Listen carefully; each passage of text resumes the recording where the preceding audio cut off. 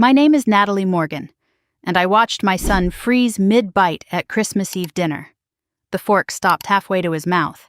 His eyes went wide, then dropped to his plate like he was trying to disappear into the mashed potatoes.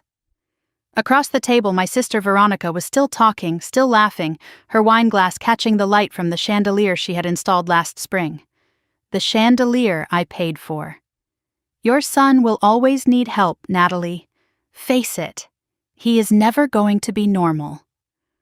The words hung in the air like smoke. I could feel everyone at the table shift, the subtle repositioning of people who did not want to get involved. My mother lifted her wine glass and took a long sip, her eyes fixed on the centerpiece. My father studied the pattern on his plate like it contained the secrets of the universe. Derek, my brother-in-law, actually smirked. Marcus dropped his fork. The clatter of metal against china cut through the silence, and every head turned toward him.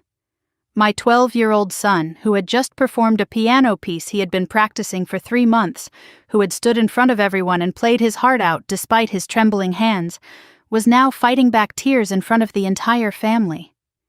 His face had gone red, that particular shade of humiliation that children wear when they realize adults can be cruel too. I waited. I waited for my mother to say something. I waited for my father to tell Veronica that was enough. I waited for anyone at that table to defend my child. No one did. My mother changed the subject to the weather. My father asked Derek about golf. Veronica reached for another dinner roll like she had not just gutted a 12-year-old boy in front of his entire family. I looked at my sister. She was wearing a red silk dress that cost more than my monthly grocery budget. Her diamond earrings caught the light every time she moved. Her highlighted hair was salon perfect. Her nails were freshly manicured, probably from that spa in Myers Park where a basic pedicure cost $200. I knew because I was the one paying for it. I was paying for all of it. The dress, the earrings, the house we were sitting in, the private school her 3 children attended, the country club membership, the Mercedes in the driveway, the designer bag sitting on the counter that I did not recognize, the one I had not paid for, a Birkin that must have cost more than some people's annual salary. I was looking at a woman whose entire lifestyle I had been secretly funding for 6 years, and she had just called my son defective. Something inside me shifted.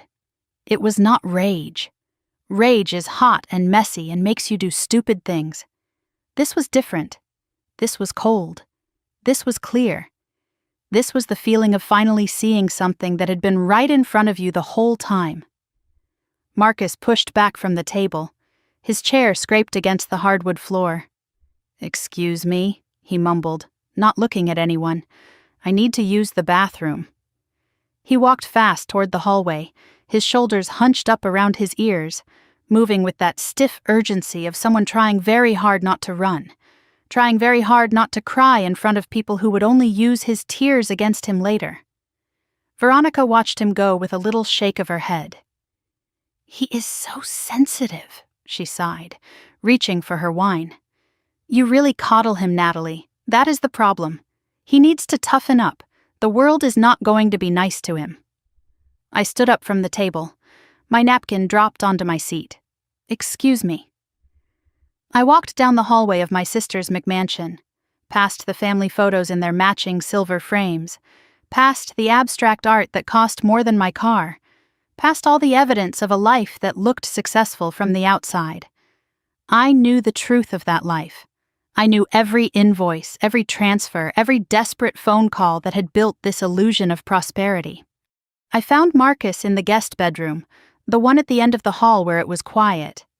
He was sitting on the floor in the corner between the bed and the wall, his noise-canceling headphones on, rocking slightly back and forth. His eyes were closed, but tears were streaming down his cheeks. He was not making any sound. I sat down on the floor next to him. I did not touch him. I had learned over the years that when Marcus was overwhelmed, when the world got too loud and too cruel, he needed space before he needed comfort. So I just sat there, being present, letting him know he was not alone. After a few minutes, he took off the headphones. His eyes were swollen. "Is it true?" His voice cracked on the words. "Mom, is it true what she said? Is what true, sweetheart? That I am a burden, that I will never be normal." The pain that shot through my chest was physical. It was like someone had reached inside my ribcage and squeezed. "No, no, Marcus, you are not a burden. You have never been a burden. But Aunt Veronica said I will always need help. She said I am limited." I looked at my son. My brilliant, creative, hard-working son. The boy who had taught himself piano because he loved music so much. The boy who spent hours composing melodies on his keyboard, who could hear a song once and play it back from memory. The boy who worked twice as hard as other kids to do the same schoolwork because his brain processed things differently. Not worse. Differently. "Aunt Veronica is wrong," I said firmly. "She does not know you. She has never taken the time to know you. She does not know about the coding you taught yourself. She does not know that you are building a website for your music teacher. She does not see who you really are." She laughs at me. His voice dropped to a whisper. They all laugh. I felt something harden inside me. It was not new, this hardness. It had been building for years, maybe for decades. But right now, sitting on the floor of my sister's guest room with my crying child, it finally solidified into something unbreakable. Listen to me, Marcus. I need you to hear this. This is the last time. I promise you this is the last time anyone in this family makes you feel like this. He looked at me, confused. "What do you mean? Do we have to leave?" "No. We are going to finish dinner." I said the words slowly, meaning every one of them. But after tonight, things are going to be very different. How? Because I am done helping people who hurt us. He did not understand. How could he? He did not know about the money. He did not know that every month, on the second day of the month, $4,500 left my account and went into his aunt's. He did not know that I paid for his cousin's private school tuition, $38,000 per child per year.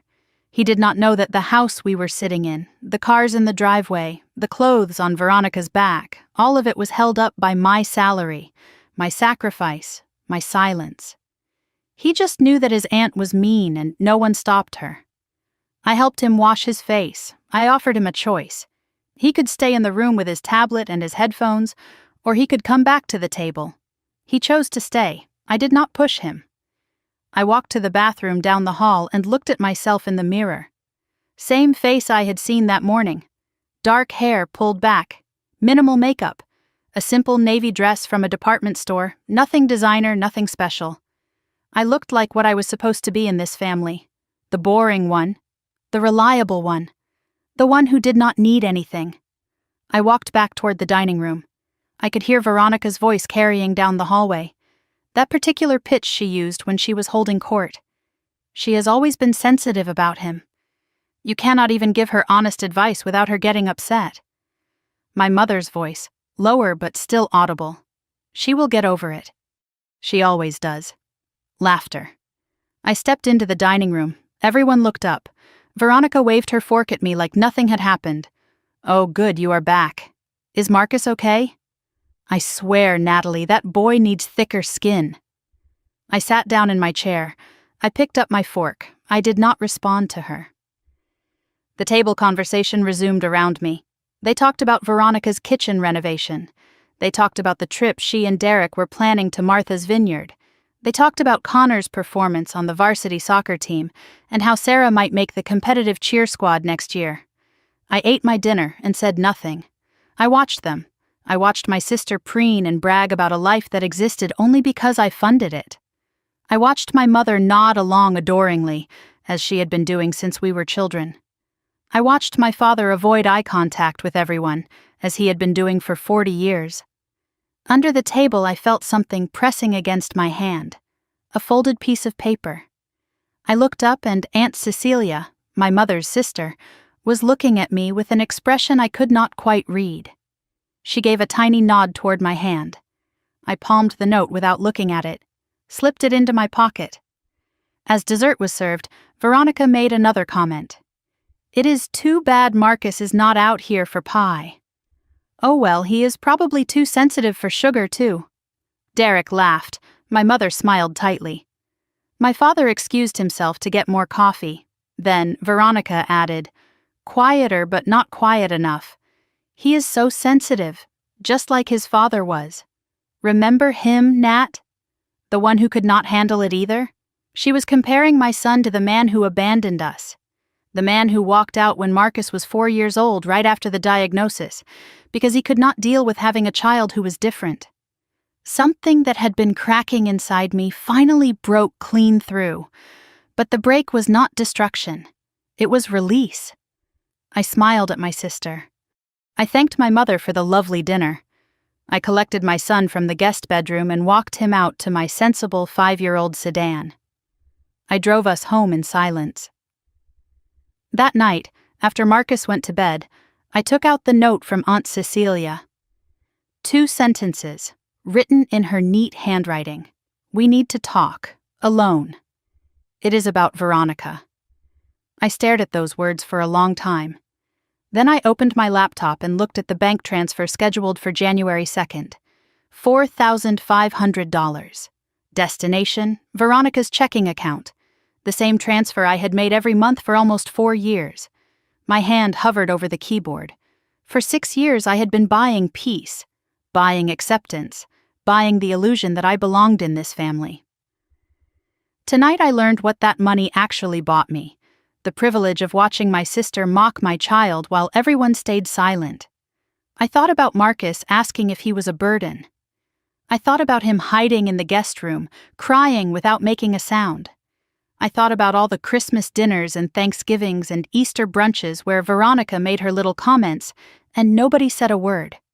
I had paid for every single one of those meals. Not anymore. I clicked cancel transfer. The screen asked me if I was sure. I had never been more sure of anything in my life. The drive home from Veronica's house was silent. Marcus sat in the passenger seat with his headphones on, staring out the window at the Christmas lights decorating the houses in Myers Park. Every house on this street cost at least $1 million. Every lawn was perfectly manicured, every decoration professionally installed. I drove through this neighborhood of wealth and wondered how many of these families had secrets like ours.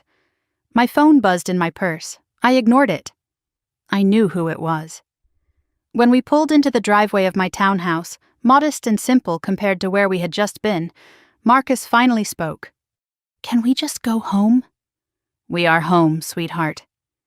He nodded and got out of the car without another word. I watched him walk to the front door, his shoulders still hunched, still carrying the weight of what his aunt had said. I wanted to tell him it would be okay. I wanted to promise him that people would not always be this cruel. But I had learned a long time ago not to make promises I could not keep. Inside, the warmth of our small home wrapped around us. The Christmas tree in the corner was nothing like Veronica's 12-foot designer spectacle. Ours was 6 feet tall, decorated with ornaments Marcus had made over the years, strung with lights that blinked unevenly because I had bought them on sale 3 years ago.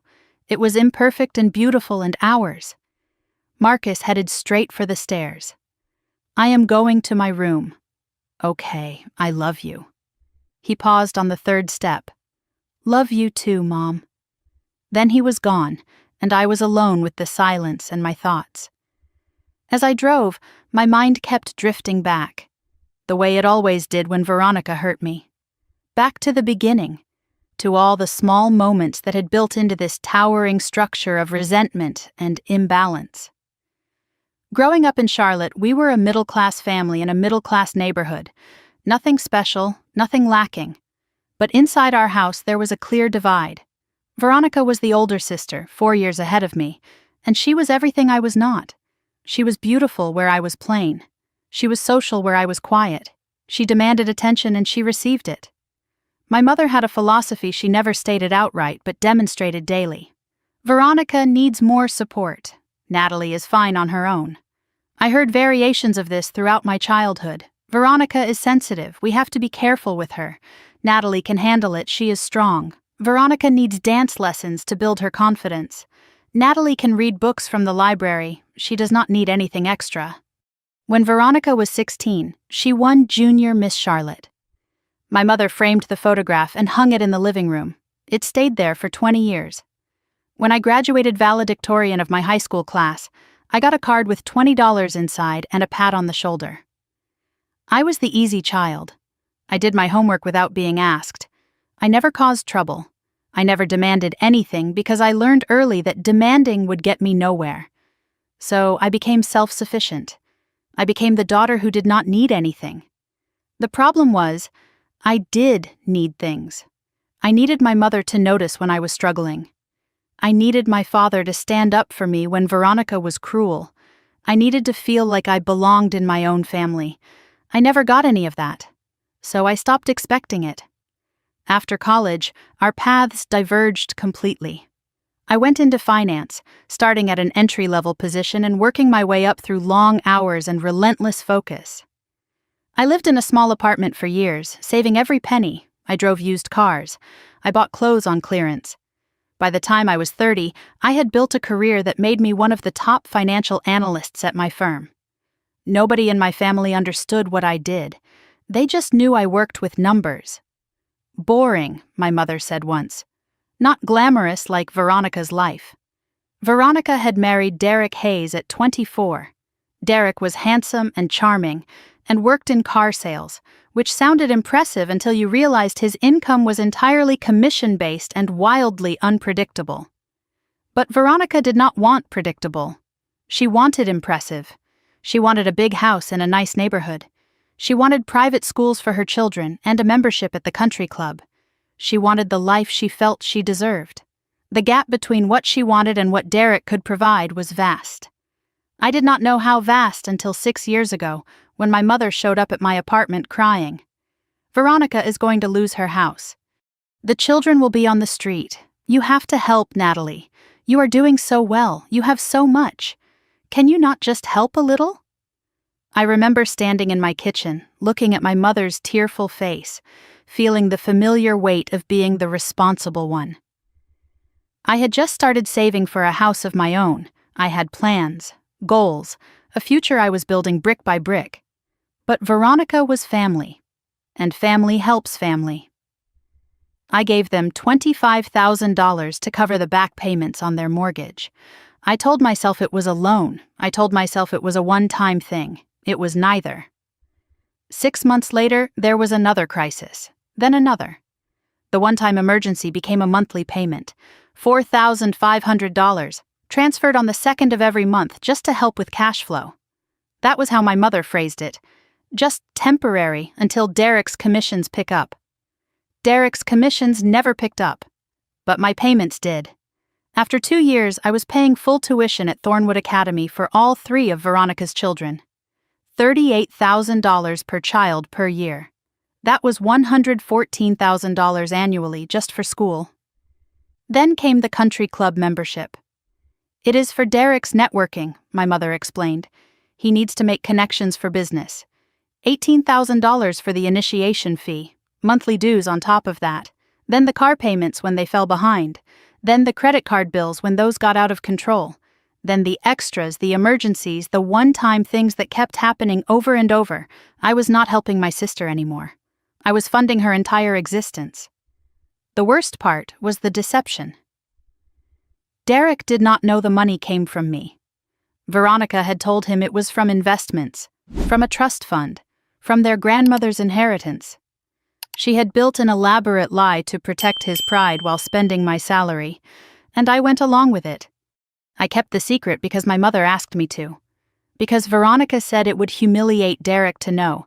Because I thought somehow that if I was useful enough, generous enough, invisible enough, my family would finally see me. They never did. They just saw a checkbook. I poured myself a cup of cold coffee and stood in my kitchen, looking around at the life I had built.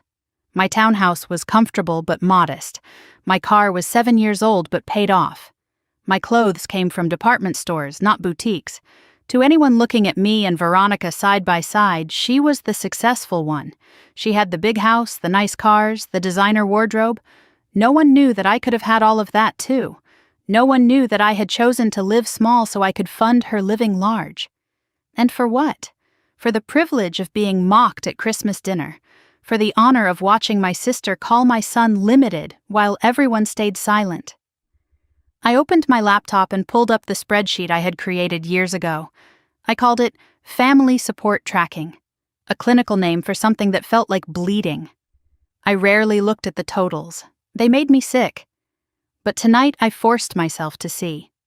Thornwood Academy tuition over 6 years, adjusted for the first 2 partial years. Approximately $580,000 just for school. Monthly support payments, $4,500 times 72 months, $324,000. Country club fees over 4 years, roughly $90,000. Additional emergencies, car payments, credit card coverage, miscellaneous, another $80,000. The total at the bottom of the spreadsheet made me physically ill.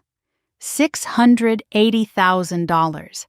I had given my sister nearly $700,000 over 6 years.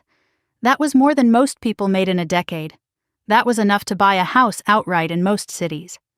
That was Marcus's college fund, my retirement cushion, my freedom, all handed over to a woman who laughed when her children mocked mine. I scrolled through the line items, looking at each payment like evidence at a trial. And then I noticed something I had never caught before. The tuition invoices from Thornwood Academy showed different amounts over the years. 4 years ago, $36,000 per child. 3 years ago, $37,500. But the last 2 years showed $42,000 per child. I pulled up the school's website and checked their published tuition rates. $38,000 for the current year. The numbers did not match. I went back through my records. For the past 2 years, Veronica had been billing me $4,000 more per child than the actual tuition cost. 3 children times $4,000 was $12,000 per year. Over 2 years, that was $24,000. She had been skimming. On top of everything else, she had been inflating the invoices and pocketing the difference. I was not just funding her lifestyle, I was being stolen from. I stared at the screen until my eyes burned. Then I noticed something else in my bank records. A pending automatic withdrawal I had not authorized. Veronica had set up a backup payment from my account, scheduled for January 3rd, the day after my regular transfer. She had anticipated that I might cancel. She had created a failsafe. She had been planning for this. For me finally saying no. I canceled the unauthorized withdrawal and changed my banking password. My hands were steady. My mind was clear. My phone buzzed again. This time I looked. 12 messages from Veronica since we left dinner. The first few were dismissive. Do not be so dramatic. You always make everything about you. Mom says you need to apologize for leaving early. The last one made my blood run cold. Do not forget January transfer is due on the 2nd. Do not be late this time. XOXO. A shopping bag emoji at the end. Like she was ordering a package, not demanding money. No apology for what she said to Marcus. No acknowledgement that she had done anything wrong. Just a reminder that my payment was due. I heard music drifting down from upstairs. Marcus at his keyboard, playing something slow and sad. Even after everything tonight, he was still making music, still creating something beautiful out of his pain. That was who my son was. Someone who worked twice as hard to accomplish what came easily to others. Someone who turned his struggles into art. Someone who never gave up, no matter how many times the world told him he was not enough. And Veronica had called him limited. I opened my banking app and found the scheduled transfer. $4,500, January 2nd. I pressed Cancel Series. Are you sure you want to cancel this recurring transfer? I pressed Yes. Confirmed. Recurring transfer canceled. That night, I slept better than I had in years. I did not dream about money or family obligations or the endless weight of being needed. I slept deeply and peacefully, like a woman who had finally put down a burden she had been carrying for far too long. Tomorrow I would meet with Aunt Cecilia and find out what she knew. Tomorrow the real fight would begin. But tonight I was done. And being done felt like freedom. Christmas morning arrived with pale winter light filtering through my curtains. I lay in bed for a few minutes, listening to the silence. Usually Marcus was up at dawn on Christmas, excited about presents, bouncing around the house with more energy than I could handle before coffee. This year, the house was quiet. I found him in his room at 9 o'clock, staring at the ceiling with his headphones on. His Christmas presents sat wrapped under the tree downstairs, untouched. "Hey, sweetheart, Merry Christmas." He pulled off his headphones. "Merry Christmas, Mom. Do you want to come open presents? Maybe later." The words hit me harder than they should have. This was supposed to be his favorite day of the year. Veronica had taken that from him too. I went downstairs and made coffee, then sat at the kitchen table with my laptop. I needed to understand exactly what I was dealing with.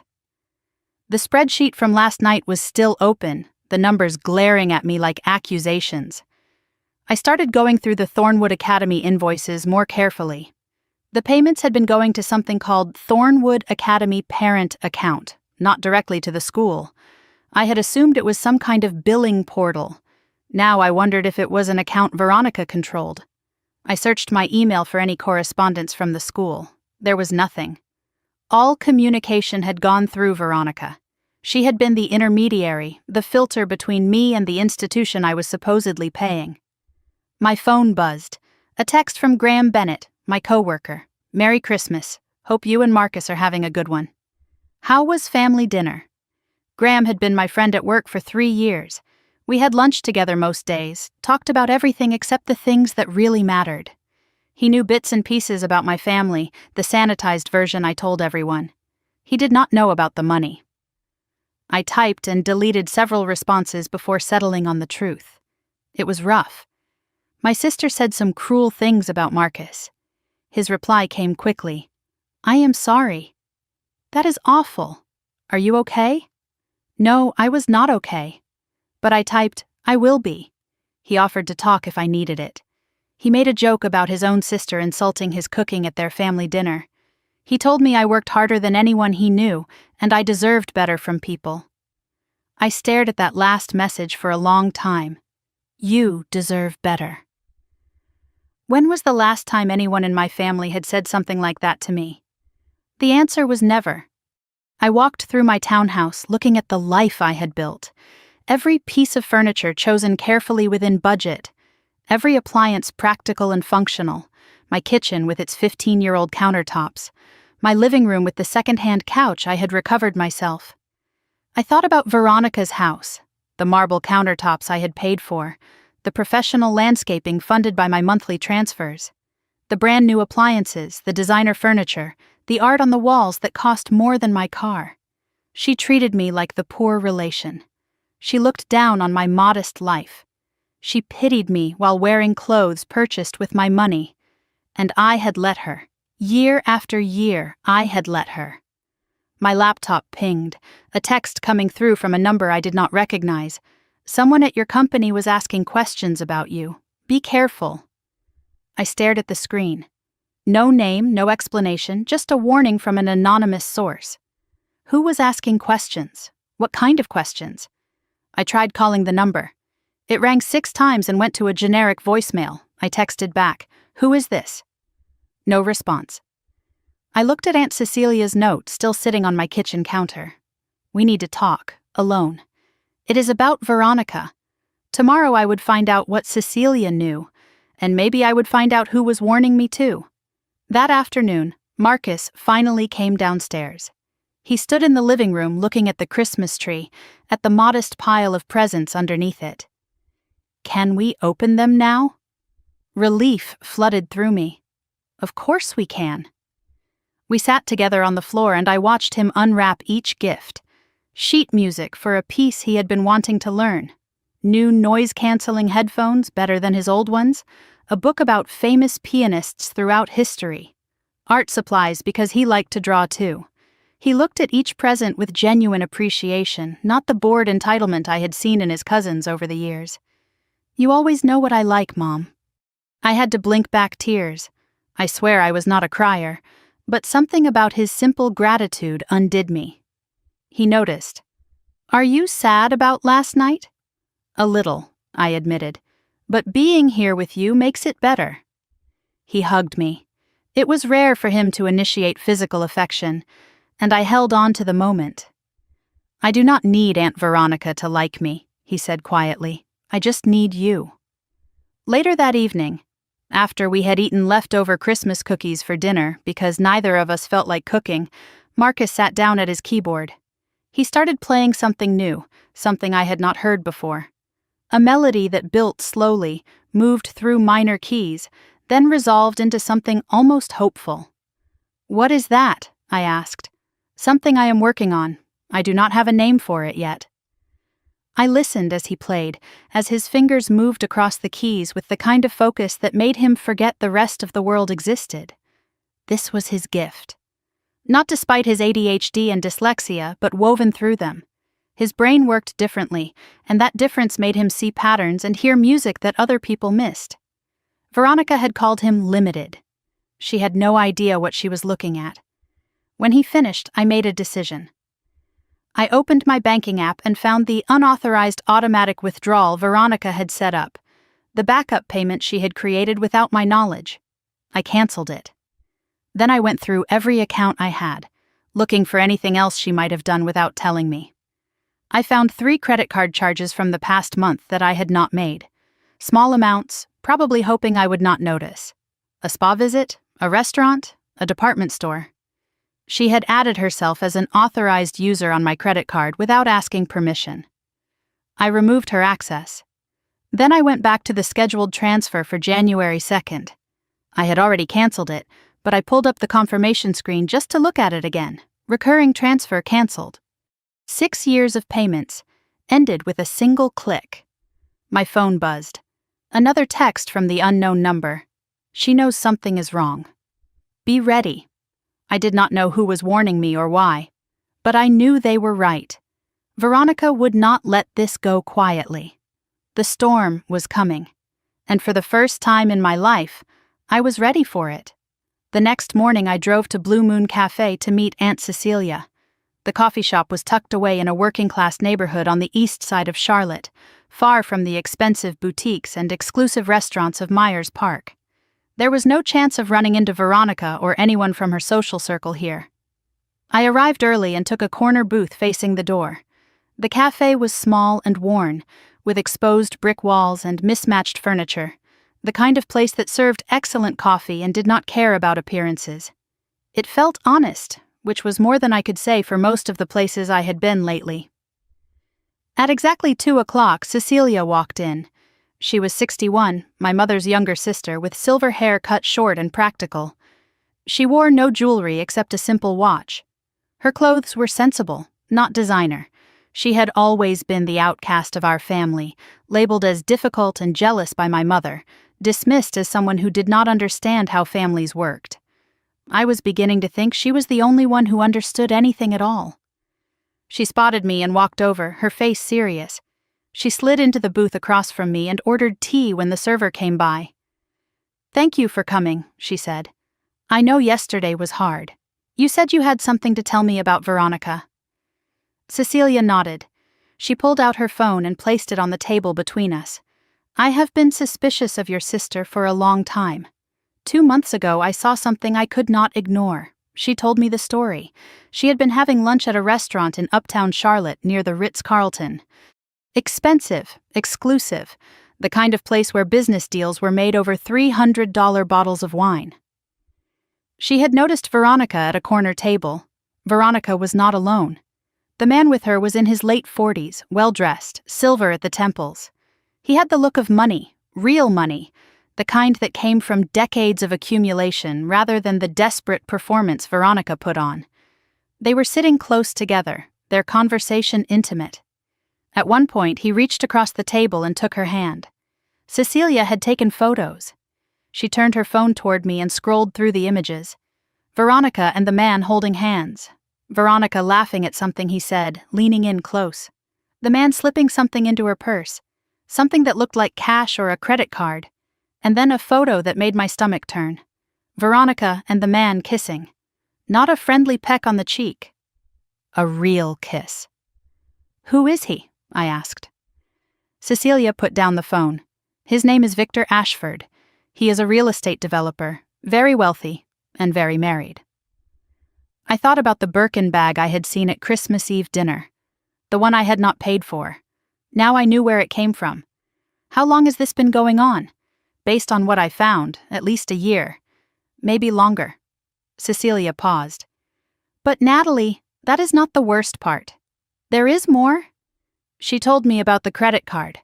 Cecilia helped manage some of my mother's finances, a loose arrangement between sisters. 3 months ago, Patricia had mentioned a credit card statement that arrived in the mail, one she did not recognize. She was confused. Cecilia offered to look into it. What she found was damning. The credit card had been opened in Patricia's name 2 years ago. The current balance was $34,000. Patricia had never opened the account. The signature on the application was forged. The billing address traced back to Veronica. Our sister committed identity fraud against our own mother. Cecilia's voice was flat, controlled, but I could hear the anger underneath. She has been making charges on this card for 2 years. Mom had no idea. I felt sick. Does Mom know now? I tried to tell her. 6 months ago I showed her everything. Cecilia shook her head. She refused to believe it. She said Veronica must have had a good reason. Then she accused me of being jealous and told me never to bring it up again. Of course she did.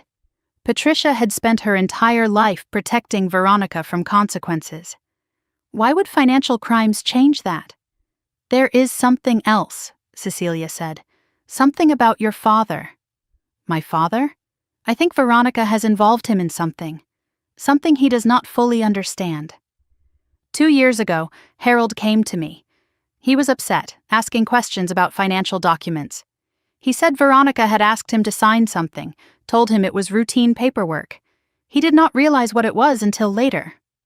What was it? Cecilia shook her head. I do not know exactly. Something about a loan, maybe. He was too ashamed to tell me the details. But I think your father signed something that Veronica used for fraud, and he has been terrified ever since. I sat back in the booth, processing. Veronica was not just entitled and cruel, she was a criminal. She had committed identity fraud against our mother. She had possibly involved our father in bank fraud. She was having an affair with a wealthy married man while taking money from me to maintain her lifestyle. The layers of deception were staggering. What do you want to do? Cecilia asked. I have already stopped the payments. I canceled the monthly transfer 2 days ago. Cecilia's eyebrows rose. Good. It is about time. But I need more information. I need to know exactly what Veronica has done and who else she has hurt. I need documentation. I can help with that. I have been keeping records, photos, statements, dates. Cecilia smiled, but it was not a warm smile. It was the smile of someone who had been waiting for this moment. Your mother will never believe me, but she might believe you, and if she does not, at least you will know the truth. I told her about the tuition discrepancies I had found, the $12,000 per year Veronica had been skimming. I told her about the unauthorized credit card charges and the backup automatic withdrawal Veronica had set up. Cecilia was not surprised. She has been doing this for years. To everyone. I just never had proof before. We talked for another hour, comparing notes, building a picture of Veronica's deceptions. When we finally stood to leave, Cecilia put a hand on my arm. Talk to your father. Alone. Away from Patricia. He knows more than he has been willing to say, and I think he is ready to talk. I nodded. Thank you, Cecilia. For everything. She squeezed my arm. You are not alone in this, Natalie. You never were. I just could not reach you before. I drove home with my mind racing. Victor Ashford, identity fraud, forged documents involving my father, an affair that had been going on for at least a year, and underneath all of it, the same pattern I had seen my entire life. Veronica taking what she wanted, everyone else paying the price. My phone buzzed as I pulled into my driveway, another text from the unknown number.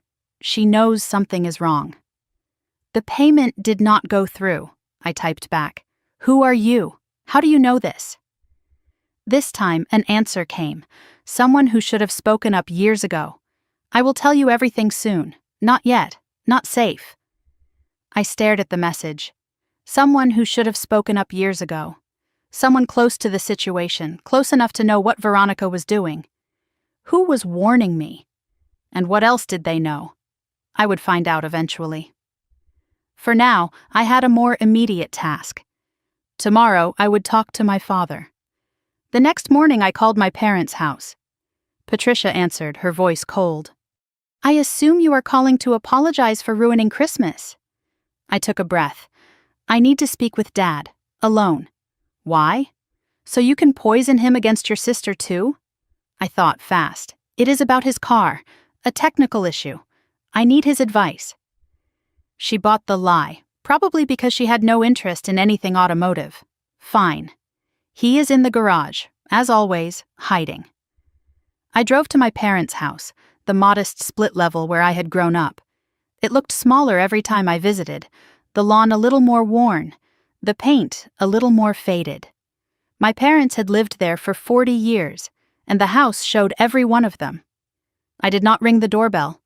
I went straight to the detached garage where my father spent most of his time, working on woodworking projects that no one asked for but everyone received at Christmas and birthdays. The garage door was open. Harold Morgan stood at his workbench, sanding a piece of wood with careful, methodical strokes. He was 66 years old, tall and thin, with the stooped posture of a man who had spent decades trying to make himself smaller. He looked up when I walked in. His eyes registered surprise, then something else, something that looked almost like relief. Natalie. I did not expect you. I closed the garage door behind us. Privacy. We needed privacy. Dad, I need to talk to you. Really talk. He set down the sandpaper. His hands were trembling slightly. Is this about Christmas? It is about everything. He was quiet for a moment. Then he pulled up a wooden stool and sat down heavily, like the weight of what was coming was too much to bear standing. I sat across from him on an overturned crate. Dad, do you know where Veronica's money comes from? The question hung between us. I watched his face change, watched the defenses crumble, watched something that had been held in for years finally break free. I have known for 4 years, he said quietly. The confession poured out. He had overheard Patricia on the phone with Veronica, discussing the monthly amount, asking if I had sent it yet. He had confronted Patricia, demanded to know what was going on. Her response had been typical. It is none of your business. Natalie is happy to help. We do not discuss it. Harold had known for 4 years that I was funding Veronica's lifestyle. He had watched me being used, watched me being mocked at family gatherings, and said nothing. I wanted to speak up. His voice cracked. But your mother, she controls everything, every conversation, every decision, every family narrative. I was afraid. Afraid of what? He looked at me with eyes full of shame. Afraid she would leave me, afraid I would lose everything, afraid of being alone. 40 years of marriage, and my father had been living in fear of his own wife. The realization was devastating. There is more, he said. I gave Veronica money too. What? He had been giving her money from his retirement savings, secretly, without Patricia knowing. $50,000 over 3 years. She said she was desperate. She said the children would suffer. He rubbed his face with calloused hands. She said not to tell your mother because it would cause problems. The same manipulation she had used on me, on everyone. The same script, the same performance, the same lies. Dad, there is something else I need to ask you about. Cecilia told me Veronica had you sign a document a few years ago. Something you did not understand. His face went pale. He told me the story. 2 years ago, Veronica had come to him with a stack of paperwork. She needed a witness signature, she said. Just routine bank documents. Nothing to worry about. She pointed to the signature line. She rushed him. She told him not to read the fine print because it was boring legal language that did not matter. He had signed. It was not until later that he realized what he might have done. The document looked like a loan application. His signature appeared not as a witness but as a co-borrower or guarantor. He had asked Veronica for a copy, but she said it was filed with the bank, nothing to worry about. He had worried about it every day since. I think I signed something illegal. His voice was barely above a whisper. I think she used my signature to get money she could not get on her own. And if anyone finds out, I could go to prison. I am 66 years old, Natalie. I could lose everything. I looked at my father. For the first time I saw not the passive man who had never defended me, but another victim of Veronica's manipulation. He had been trapped too, just in a different way. Dad, I have stopped funding Veronica. Completely. As of 3 days ago, no more money. He looked up, fear and hope battling in his eyes. She will come after you. I know. She came after me when I said I could not give more. She threatened to tell your mother about the retirement money. She has been blackmailing me, Natalie. Blackmailing her own father for money he could not afford to give. There was no bottom to how low Veronica would go. Then we need to get ahead of this, I said. Together. I have Cecilia's help. She has documentation. And we are going to need a lawyer. A lawyer. Whatever document you signed, whatever Veronica did with it, we need to protect you. And to do that, I need to know everything.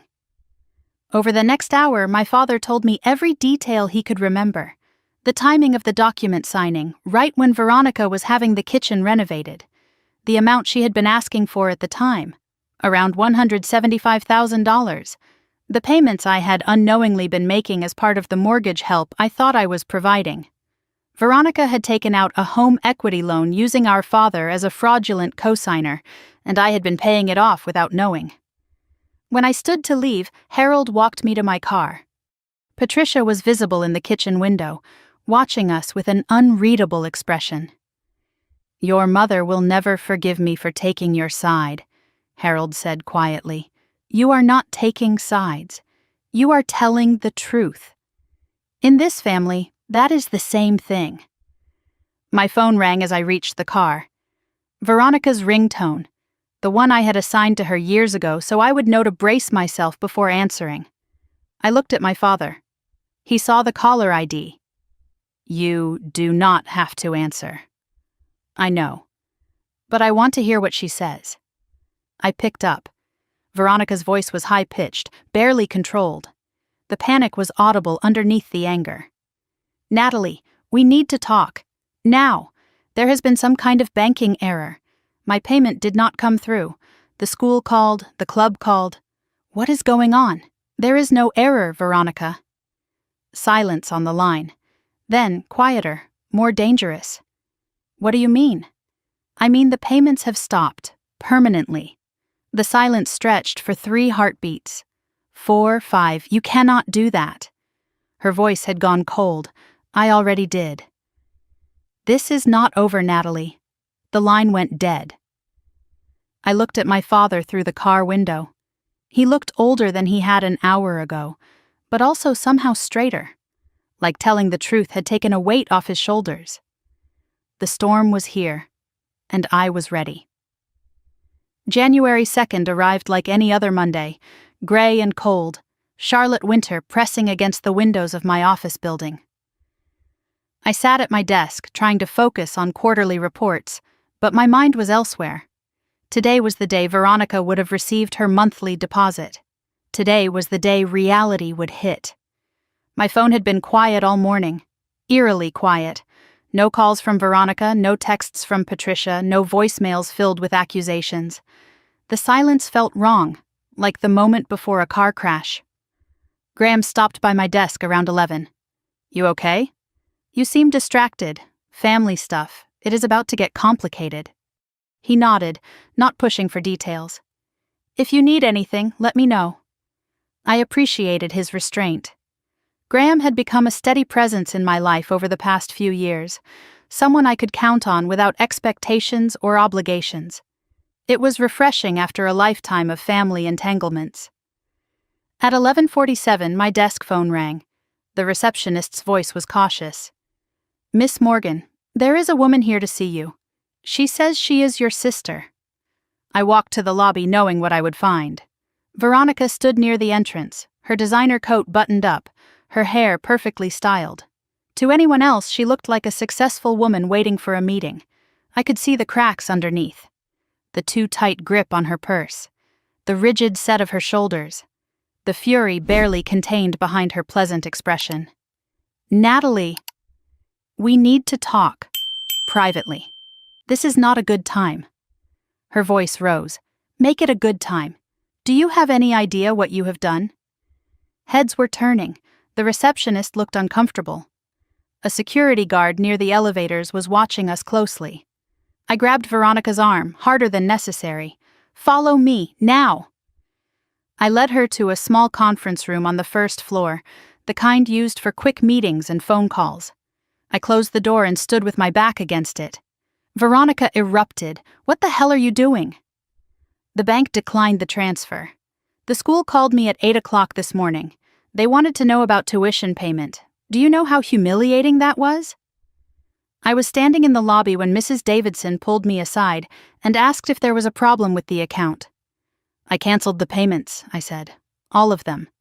Her face went through several expressions. Disbelief first, then rage, then something calculated. "You cannot just do that. You promised." "I never promised a lifetime supply. I helped when you were in crisis." "That was 6 years ago. The crisis should have been over by now. The crisis is ongoing." "Derek's commissions are unreliable. The children need their school. You know how important Thornwood is for their futures. Then send them to public school. It is free." She recoiled like I had slapped her. "Public school? My children? With regular people?" "I went to public school. Marcus goes to public school. And look how that turned out." She sneered the words, unable to help herself even now. I felt my control slip just slightly. Then I pulled it back. "Let us talk about what I know, Veronica." Her eyes narrowed.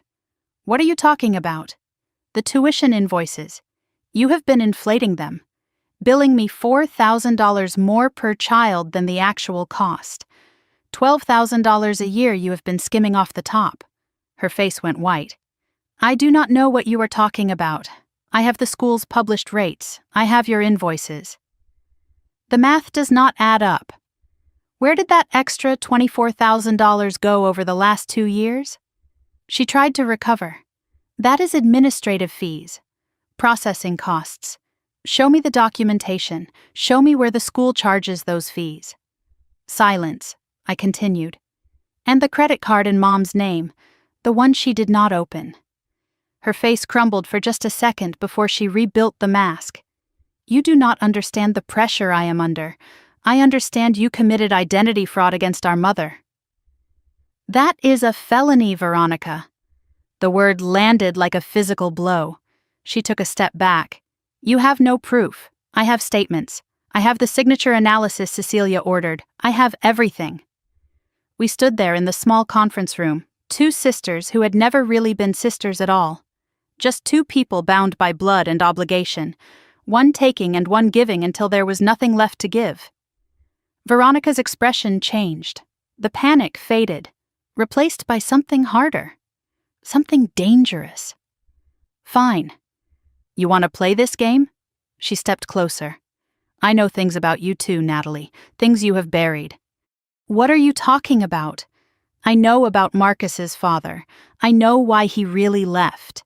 I know you paid him." The words hit me like ice water. "How do you know about that?" "I have my sources. Does not matter how. But if you cut me off, I will tell everyone. I will tell everyone you paid a man to abandon his child. How do you think that will look? For you? For Marcus?" 8 years ago, when Marcus was 4, I had made the hardest decision of my life. My husband, Marcus's father, could not accept the diagnosis. He had wanted to send Marcus to an institution, a residential facility where he would not have to deal with the reality of a child who was different. When I refused, he threatened a custody battle, not because he wanted Marcus, because he wanted to hurt me. My lawyer told me it could get ugly, years of litigation. Marcus in the middle of it, examined by experts, discussed in courtrooms, treated like evidence rather than a child. So I made a deal, $50,000 for my husband to sign away his parental rights and disappear completely. A devil's bargain to protect my son from a father who saw him as defective. I had never told anyone. The custody agreement was sealed. It was supposed to stay buried forever. "Tell whoever you want," I said, and my voice was steady even though my heart was pounding. "I paid a man to leave so my son could have a peaceful life. What are you going to tell them about yourself?" "Excuse me?" "About Victor Ashford." She froze. The color drained from her face. "I know about the affair. I have photos.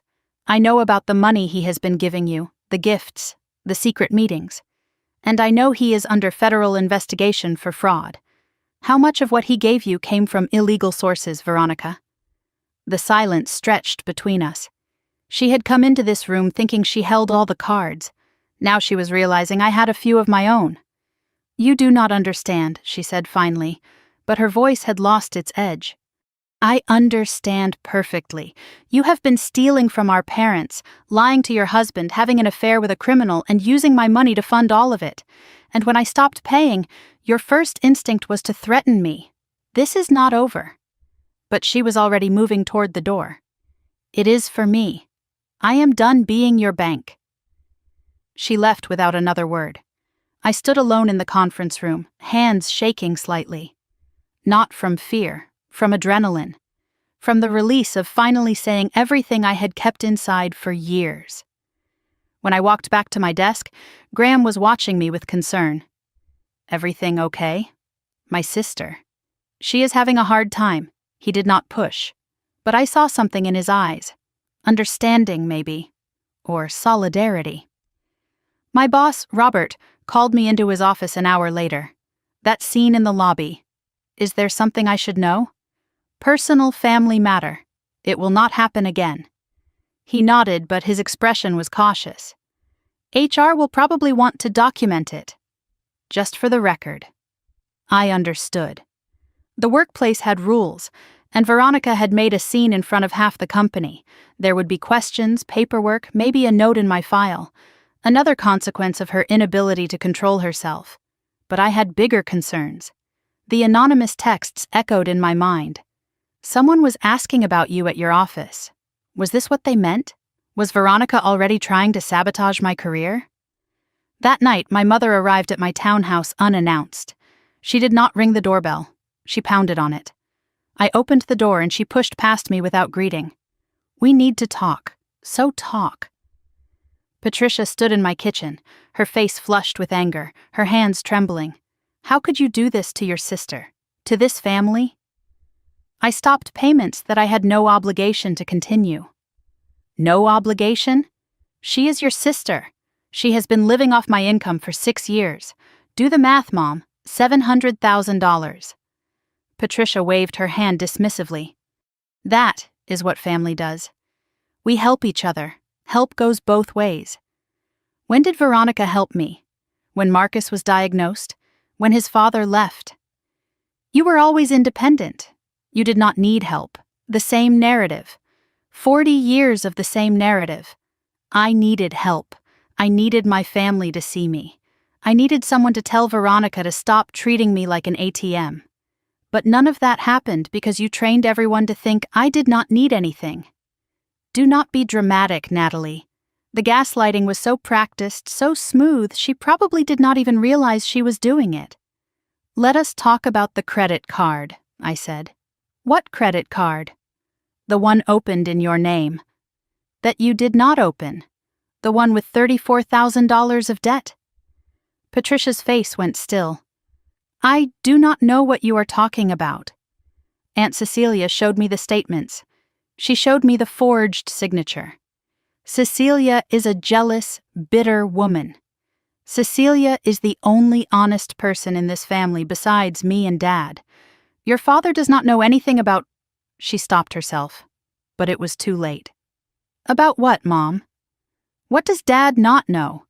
She was grasping for control, trying to redirect the conversation, but I had her off balance. "This is none of your business. Veronica committed identity fraud against you. That is a crime. She stole from her own mother. She was desperate. She made mistakes. She did not mean to. She meant every bit of it. She has been lying to everyone for years. About the money, about the fraud, about the affair. At the word affair, Patricia shut down completely. Her face went cold.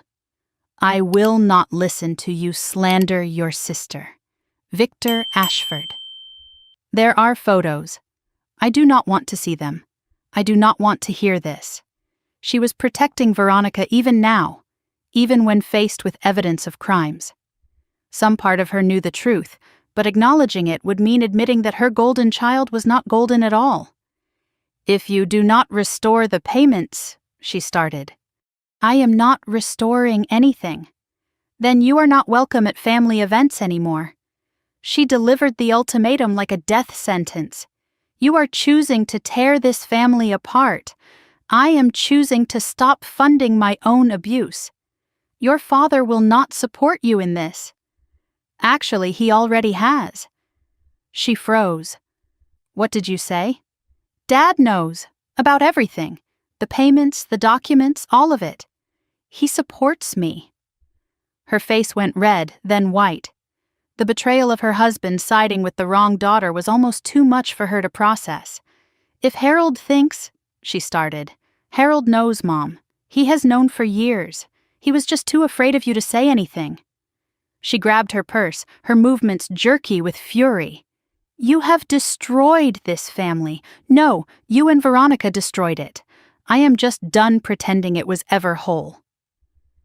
She left without another word. The door closed behind her with a quiet click, more devastating somehow than a slam. I stood in my kitchen, alone, trembling. I had done it. I had stood up to my mother, to Veronica, to the entire family system that had been crushing me for 4 decades. Behind me I heard a sound. I turned. Marcus was sitting on the stairs. His headphones were around his neck, not on. He had heard everything. Mom? I walked over and sat beside him on the step. How much did you hear? Enough. I waited for his questions, his fears, his confusion. Are we in trouble because of me? Because I am different? The question broke my heart. No, sweetheart, no, none of this is about you. But Aunt Veronica said, Aunt Veronica was wrong. She is wrong about a lot of things. This is about money and lies and how she treated you. I am protecting us, both of us. He leaned against me, something he rarely did. I do not like Aunt Veronica. You do not have to like her. But I do not want you to be sad. I put my arm around him. I am not sad, Marcus. I am fighting, and I am going to win. That night, after Marcus went to bed, I checked my phone. A text from Cecilia. Victor Ashford is in real trouble. Big news coming. A text from Graham. Hope today got better. I am here if you need to talk. Nothing from Patricia. Nothing from Veronica. I opened my laptop and searched for Victor Ashford Charlotte. The headlines made me catch my breath. Real estate developer under federal investigation. Ashford Properties faces fraud allegations. Sources say indictment possible. Victor Ashford was going down, and Veronica was tied to him. The affair was not just about attraction. Victor had been another income source, another person for Veronica to manipulate, and now that source was drying up just as I had cut off mine. Her empire was collapsing from every direction. I should have felt satisfaction. Instead, I felt exhausted. This was my sister. We had grown up in the same house, shared the same parents, the same childhood. Somewhere underneath all the manipulation and lies, there had been a little girl who used to hold my hand when we crossed the street. That girl was gone. Maybe she had never really existed at all. I closed the laptop and went to bed. Tomorrow would bring more chaos, more revelations, more consequences.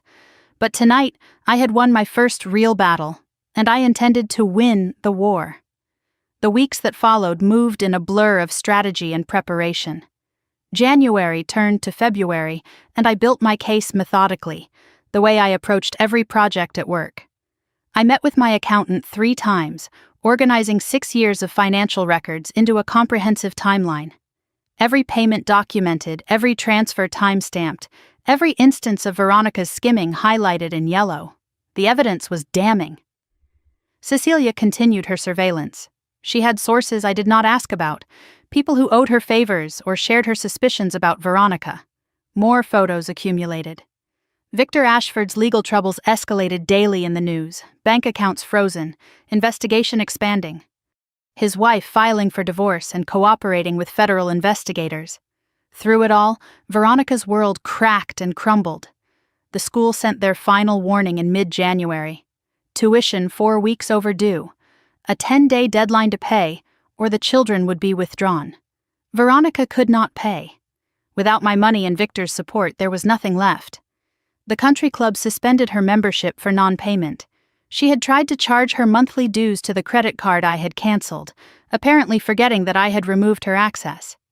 The rejection at the front desk must have been humiliating, the kind of public embarrassment Veronica had spent her whole life trying to avoid. The Mercedes was repossessed. I heard about it from Cecilia, who heard it from a neighbor. One morning the car was there, the next it was gone, leaving an oil stain on the driveway like a ghost. The mortgage fell behind. The letters from the bank started coming. First warnings, then threats. The house Veronica loved so much, the symbol of the life she had built on lies and other people's money, was slipping away. Through it all, she tried to maintain the facade. Her social media posts continued, pictures of happy family moments and grateful life reflections. But the cracks showed to anyone paying attention. The backgrounds grew less impressive. The designer clothes gave way to simpler outfits. The carefree smile looked more and more strained. I watched from a distance, documenting everything. Graham became a steady presence during those weeks.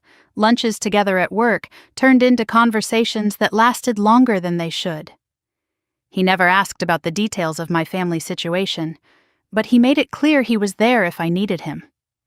There was something developing between us, something I did not have the energy to examine too closely. It felt good having someone in my corner who expected nothing from me except my company. Marcus thrived in the absence of family pressure. He made new friends in his music class. His piano playing improved dramatically. He seemed lighter somehow, freed from the shadow of relatives who saw him as defective. I was building a new life, piece by piece, while Veronica's old life fell apart. In early February, Derek called me for the first time in years. "Natalie, I need to ask you something, and I need you to tell me the truth." "Okay." "Have you been giving Veronica money?" "A lot of money?" I confirmed it. $680,000 over 6 years. The sound he made was like something breaking. She told me her grandmother left an inheritance. She told me she had investments. "It was you, this whole time, yes, the whole time." His devastation was audible even through the phone. His pride, built on a foundation he thought was solid, had just crumbled to dust. "I found something else," he said. "About Victor Ashford. I know about him too. He needed to meet, in person, away from Veronica, away from everyone." We met at a coffee shop the next evening. Derek looked destroyed, bags under his eyes, clothes rumpled, the look of a man who had not slept in days. He brought a folder thick with documents. I brought mine. For an hour we compared notes, my spreadsheets showing every payment I had made, his discoveries showing what Veronica had hidden from him. The picture that emerged was worse than either of us had imagined. Veronica had a separate bank account, one Derek had never known about. Balance: $85,000. She had been siphoning money for years, building an escape fund.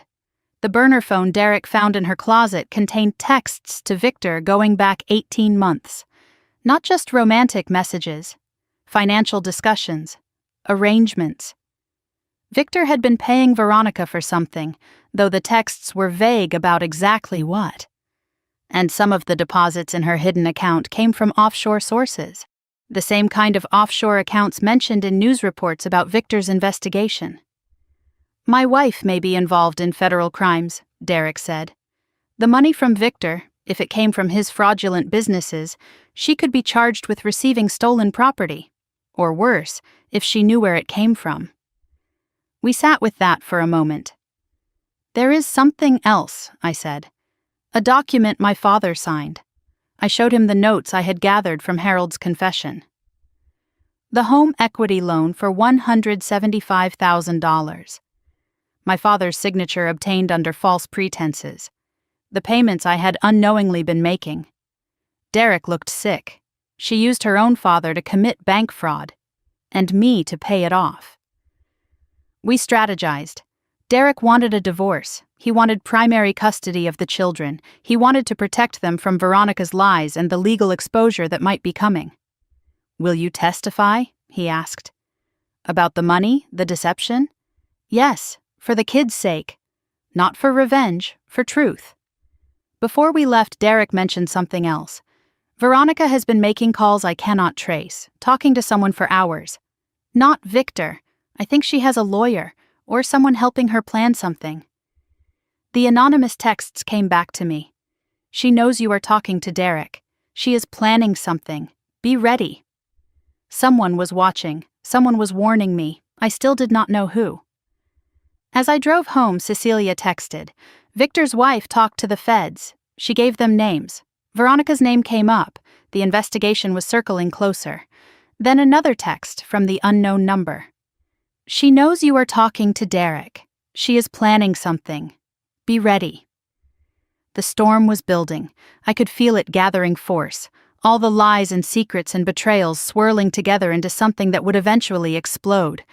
I was ready. Whatever came next, I was ready. Derek filed for divorce the next week. The papers were served to Veronica at the house, delivered by a process server while the children were at school. A neighbor's doorbell camera caught her reaction. She walked outside, read the documents, crumpled them in her fist. Then she stood completely still for a long moment. Then she screamed. It was a raw animal sound, the noise of someone losing control completely. The video spread through the neighborhood network within hours. Everyone saw, everyone knew, the mask was finally falling, and what was underneath was terrifying. Veronica showed up at Marcus's school the next morning. She walked into the front office and told them she was there to pick up her nephew. The school called me immediately. "Miss Morgan, there is a woman here claiming to be your sister. She wants to take Marcus out of school. Do not let her. Do not let her anywhere near him." The principal handled it. Veronica was escorted off the premises. Marcus never even knew she had been there, not until I told him that evening. His face went pale. "Why would she do that?" "I do not know, sweetheart. But you are safe. I made sure the school knows she is not allowed to pick you up. Ever." We updated the authorization lists. Photo ID required for anyone collecting Marcus. Extra vigilance from the office staff. I was taking no chances. That night, Veronica texted me. "You think you are protecting him? You are destroying him. A boy needs family. You are taking that away." The projection was staggering. She was the one who had called him limited. She was the one who had tried to take him from school without permission. And she was accusing me of destruction. I did not respond. I screenshotted the message, saved it with all the others. Documentation. Every attack she made, she handed me more evidence. The following week, I met Derek again. He had made his decision. Divorce papers filed. Primary custody requested based on Veronica's financial deception, documented infidelity, and increasingly erratic behavior. "I was not a perfect husband," he told me, "but I never cheated, never lied about money. I worked double shifts so she could have her life. And that life was funded by you. His guilt was genuine. He had benefited from my money too, even unknowingly. The cars he drove, the club membership he used, the lifestyle he thought they had built together. All of it rested on my salary." "You did not know," I said. "That is not the same as choosing to deceive." He nodded, but the shame did not leave his eyes. I asked him about the document Harold had signed. He had found it in Veronica's hidden files, a home equity loan application for $175,000. My father listed as co-borrower. The closing date coincided perfectly with the week Veronica had asked Harold to witness something. He never co-borrowed anything. He thought he was signing as a witness. Veronica had forged his involvement in a major loan, then used my money to make the payments. If this came out, Harold could face criminal liability. He could lose his retirement, his house, everything. "I need to protect him," I said. "Whatever else happens, my father cannot go to prison for something he did not understand." Derek agreed. We would work together, build the case, time the revelations carefully. For the first time, I had real allies. Derek, who had been deceived as much as I had. Cecilia, who had been warning people about Veronica for years. Harold, who had finally found the courage to speak up. Graham, who offered steady support without asking for anything in return. And the anonymous source, whoever they were, still sending warnings. Another text arrived that night. She hired a private investigator. "Looking into you, trying to find dirt, be clean." I was clean. My finances were straightforward. My life was modest and honest. There was nothing to find. But Veronica did not know that. She was searching for ammunition, trying to find something she could use against me the way I had used the truth against her. The difference was, I had facts. She was looking for fiction. 2 days later, Cecilia called with more news. Victor Ashford's wife gave the federal investigators a list of women Victor had supported. Veronica's name was on it. They may want to talk to her. About the money. About what she knew. The investigation was closing in. Veronica's world was collapsing from every direction. Her marriage ending, her children being taken, her financial house of cards falling apart. And now federal investigators circling, asking questions about where her money came from. I should have felt triumphant. Instead, I felt tired. This was my sister. Despite everything, despite all the lies and manipulation, we shared blood, we shared history.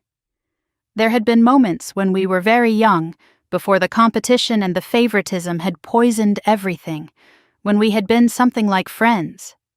That was gone now. Maybe it had never really existed. But the child she had been, the little girl who had existed before she learned to lie and manipulate, that child deserved mourning. I mourned her that night. Then I got back to work. The emergency custody hearing was scheduled for the end of March. Derek's lawyer was confident. The evidence of Veronica's instability was overwhelming. The financial deception, the affair, the erratic behavior, the attempt to take Marcus from school. Any judge would see the pattern. The children would be protected. That was what mattered. Connor, Sarah, and Braden had not asked for any of this. They were victims too, in their own way. Victims of a mother who had taught them that appearances mattered more than truth, that manipulation was acceptable, that other people existed to be used. They would need therapy, they would need time. But they had a father who loved them and wanted what was best for them. That was more than many children had, more than I had ever had. The mystery ally reached out again the day before the custody hearing. "She is going to try something at the hearing. Do not let her get to you. Stay calm. The truth is on your side." "Who are you?" I texted back, this time a longer response. Someone who should have spoken up years ago. "I will tell you everything soon. Not yet. Not safe. But soon." The hearing was the next day. Whatever Veronica was planning, I would be ready. The truth was on my side. And the truth was going to win. March arrived with cold rain and a custody hearing that changed everything.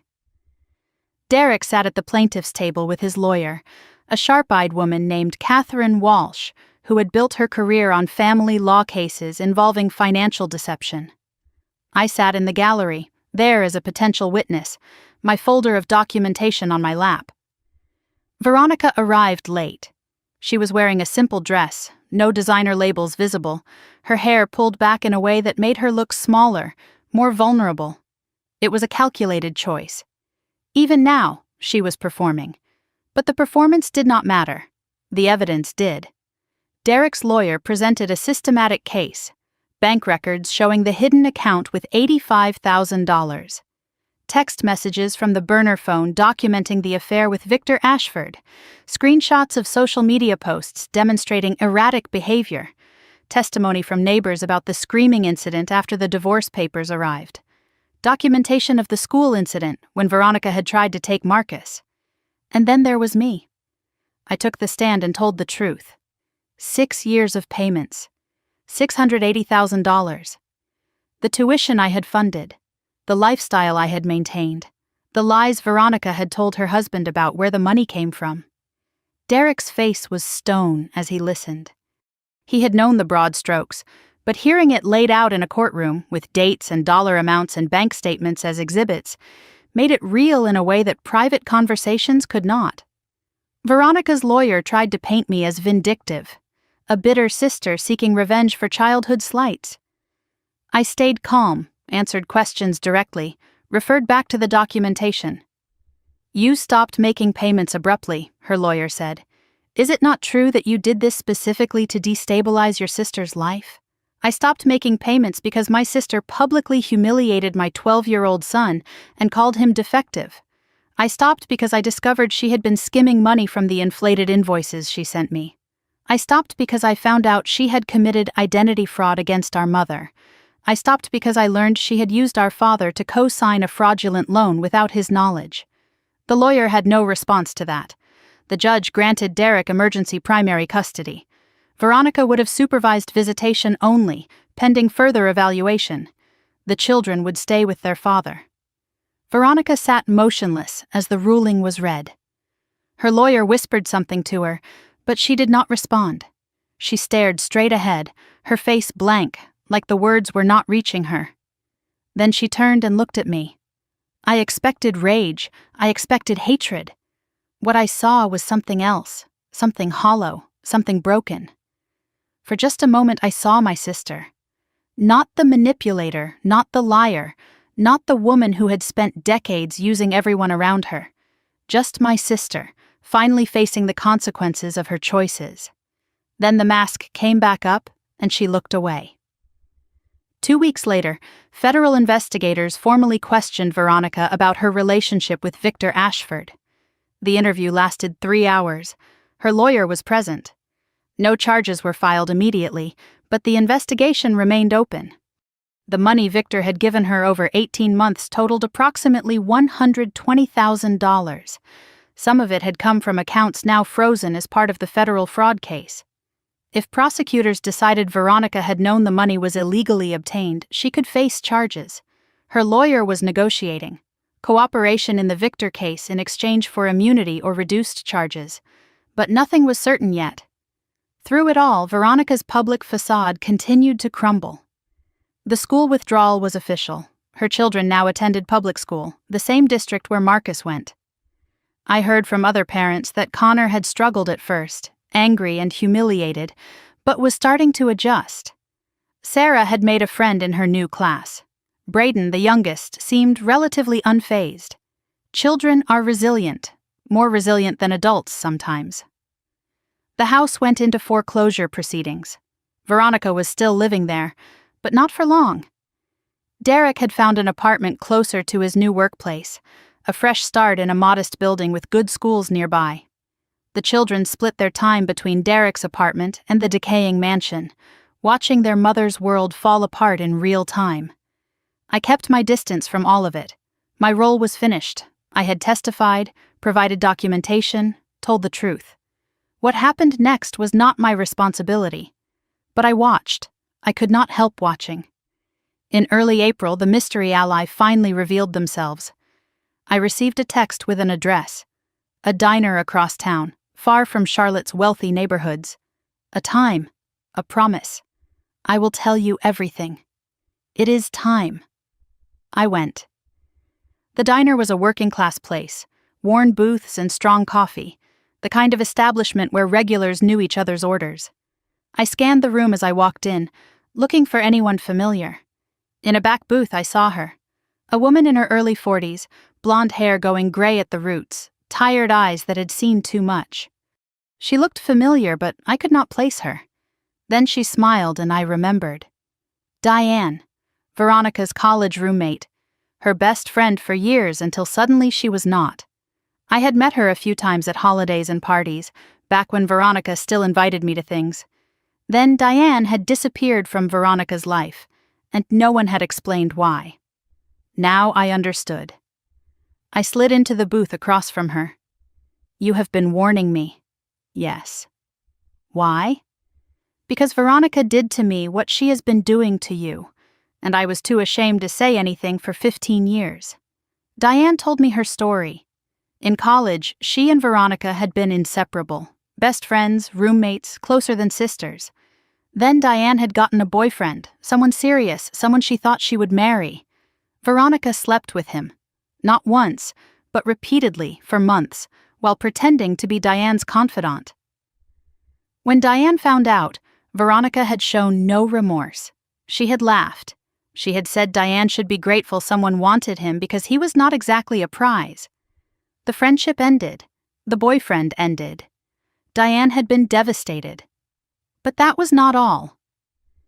A year after graduation, when Diane was struggling to find work, Veronica had offered to help. A loan, she called it. $5,000 to cover rent and bills while Diane got back on her feet. The loan came with conditions. Interest that compounded monthly. A repayment schedule that became impossible to meet. Within 2 years, Diane owed $15,000. When she could not pay, Veronica had threatened to tell Diane's new employer about a college incident, something embarrassing but not criminal, that could have cost her the job. Blackmail. I paid her off eventually, Diane said. Took me 5 years.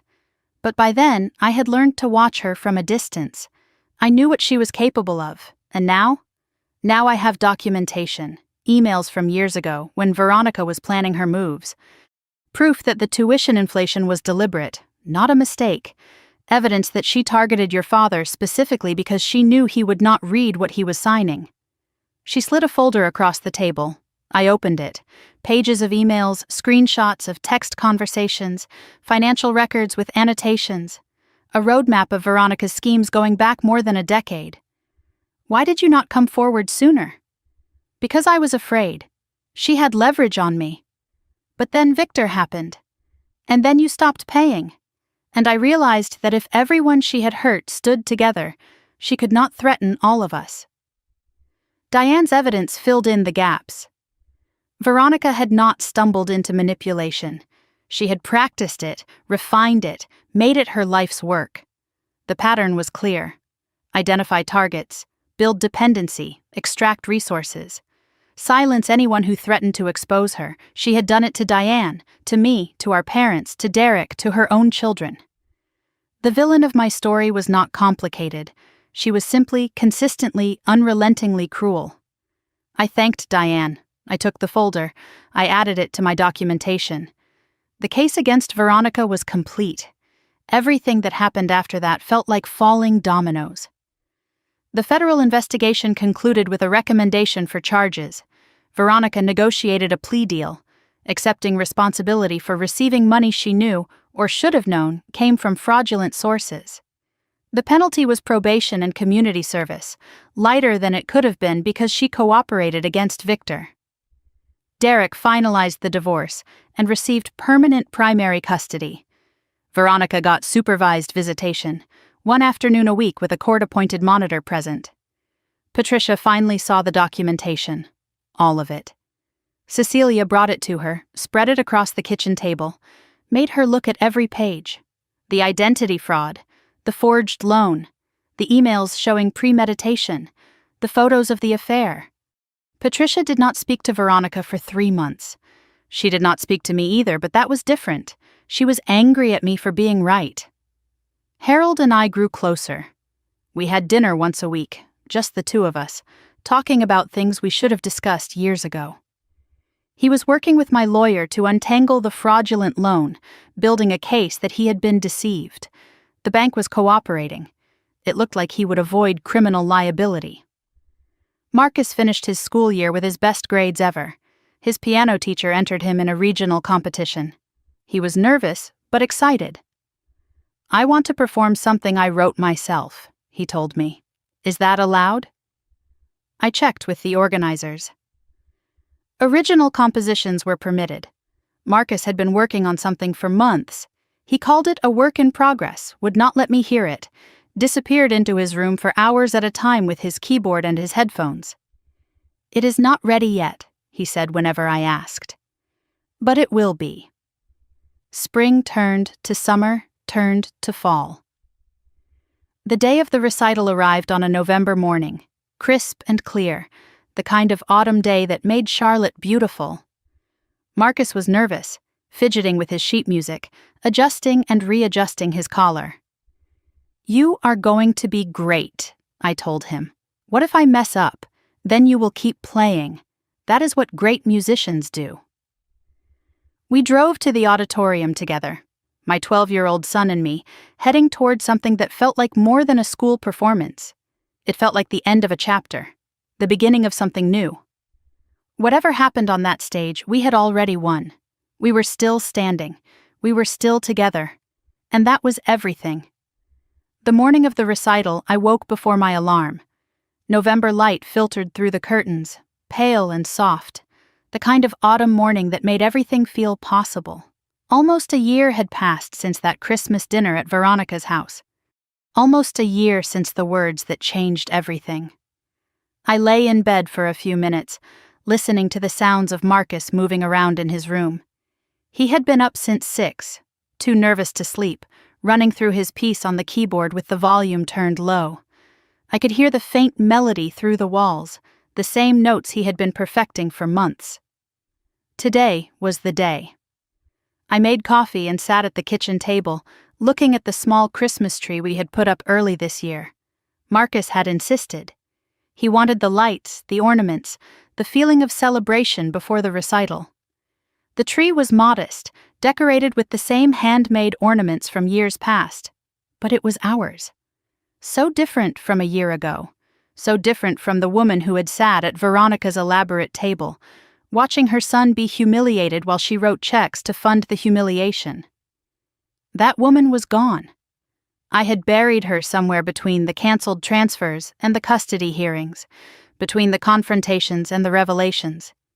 In her place stood someone I was still getting to know, someone who said no, someone who fought back, someone who won.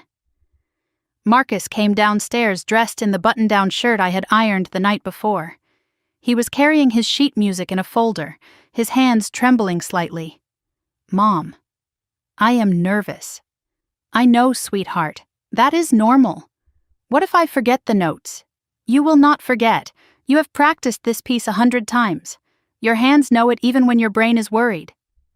He nodded, not entirely convinced but willing to trust me. We ate breakfast together, toast and eggs, the same meal we always had on important days. A small ritual, something predictable in a morning full of uncertainty. My phone buzzed with texts. Graham saying he was on his way, would not miss this for anything. Harold and Cecilia confirming they would be there early, saving seats in the front row. Derek checking to make sure the kids could attend, wanting to support their cousin even though things were complicated. The people who mattered. The family I had chosen, built from the wreckage of the one I was born into. No message from Patricia. She had been invited but had declined, still unable to face the new reality, still clinging to the hope that things could go back to how they were. That was her choice. I had made peace with it. We drove to the school auditorium, Marcus clutching his folder in his lap, watching the Charlotte suburbs pass by the window. The trees had lost most of their leaves, bare branches reaching toward a gray sky, but here and there, a stubborn maple still held onto red and gold. The auditorium was filling up when we arrived. Parents with cameras, grandparents with programs, the controlled chaos of a school event. I spotted Graham near the front, already seated, saving spaces. He waved when he saw us. Harold and Cecilia were there too, just as promised. My father looked older than he had a year ago, but also somehow lighter. The secret he had carried for so long was out. The fraud investigation had cleared him of wrongdoing. He was free.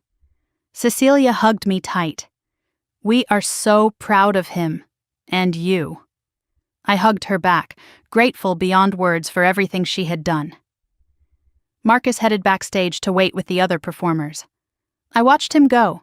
This boy who had come so far, who had survived so much, who was about to stand on a stage and share something he had created from nothing. The auditorium continued to fill.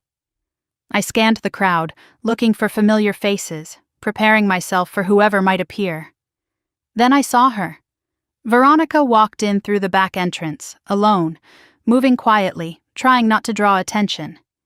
She was wearing a simple dress, nothing designer, her hair pulled back in a plain ponytail. No jewelry except her wedding ring, which she still wore even though the divorce was final. She looked smaller than I remembered, diminished. She found a seat in the back row, far from everyone, and sat down without meeting anyone's eyes. She came. Marcus had invited her. When I asked him why, after everything she had done, he had given me an answer that still echoed in my mind. Because I want her to see. That I am not broken. I want her to see what she was wrong about. The grace of a child, showing more mercy than any of the adults in his life deserved. The recital began. One by one, students took the stage. Piano solos, violin pieces, a flute duet, a small choir singing a folk song in 3-part harmony.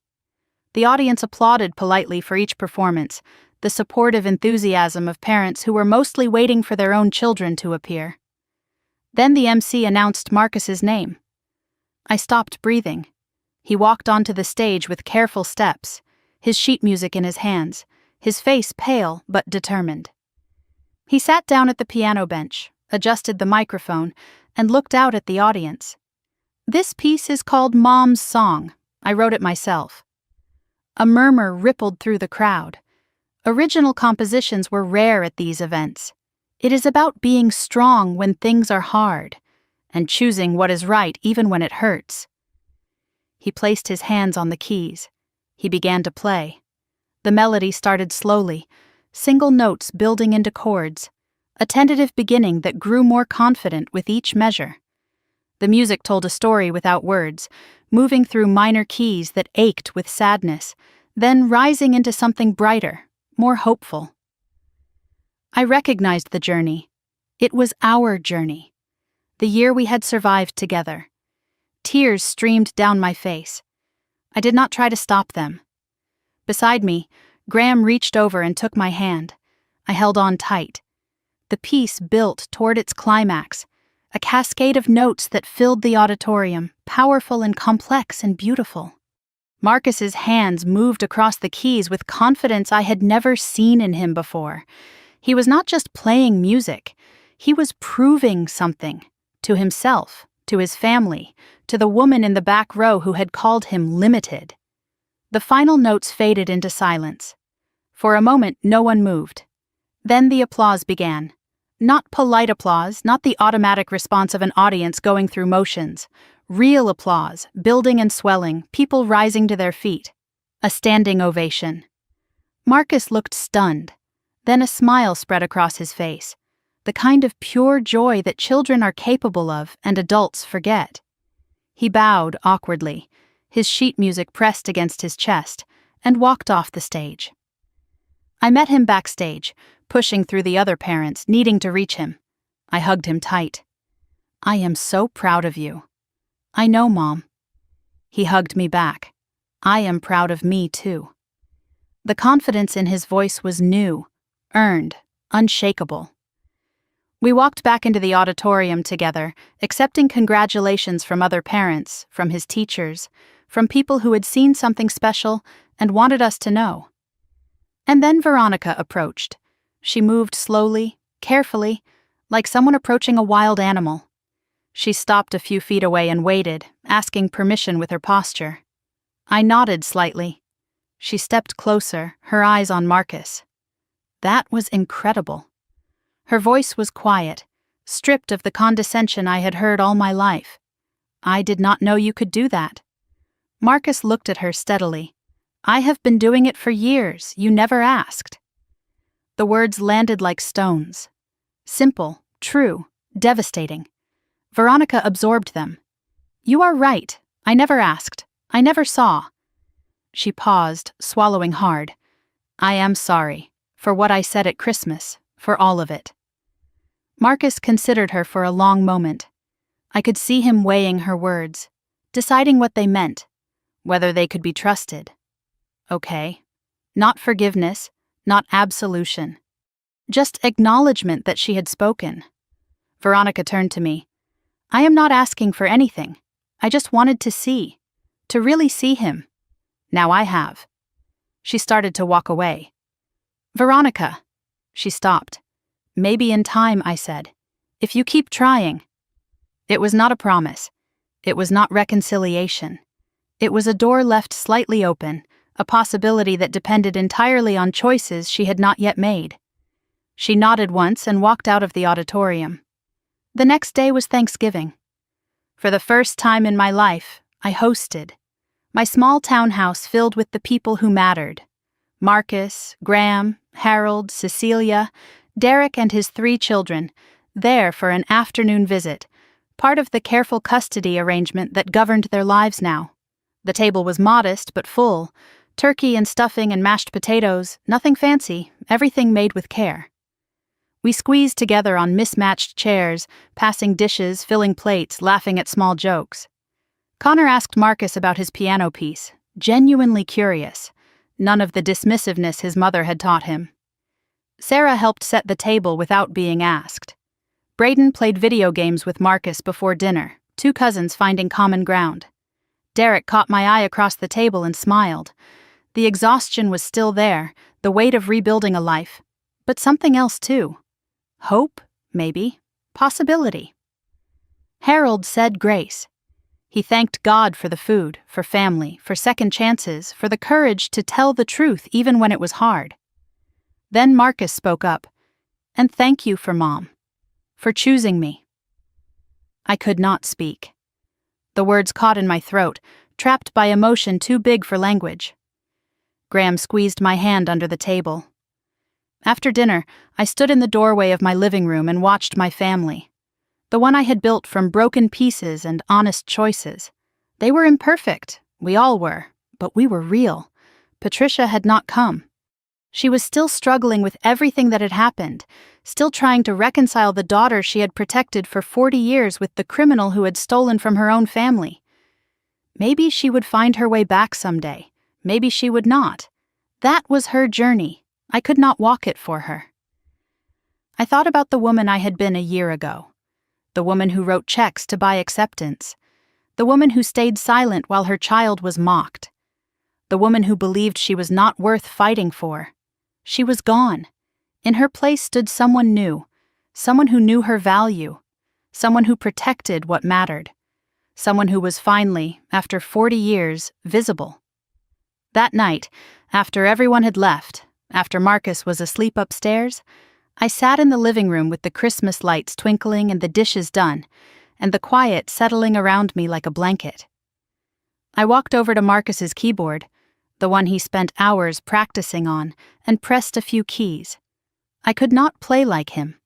I had never learned. But I hummed the melody of his song, the one he had called Mom's Song, and the notes filled our small house with something that felt like peace. He had written that piece for me, about being strong when things were hard, about choosing what was right even when it hurt. He had watched me this past year. He had seen me fight. He had seen me win, and he had turned it into music. That Christmas dinner a year ago, I thought saying no would cost me everything. I thought standing up for myself would destroy my family. I thought the only way to belong was to keep giving until there was nothing left. I was wrong. Sometimes you have to stop giving to people who do not see you so you can finally see yourself. Sometimes the family you build is stronger than the one you were born into. Sometimes the bravest thing you can do is refuse to lose yourself, even when everyone around you demands that you disappear. I learned that this year, the hard way. The only way that really teaches. If this story stayed with you, if something in it felt familiar, I hope you will share what you are thinking. Leave a comment and tell me, have you ever had to draw that line? Have you ever had to choose yourself when everyone expected you to choose them? And if you want to hear more stories like this, stories about finding your voice when everyone wanted you silent, about fighting back when the world said you should stay quiet, subscribe and stay with me. Because you are not alone, and neither am I.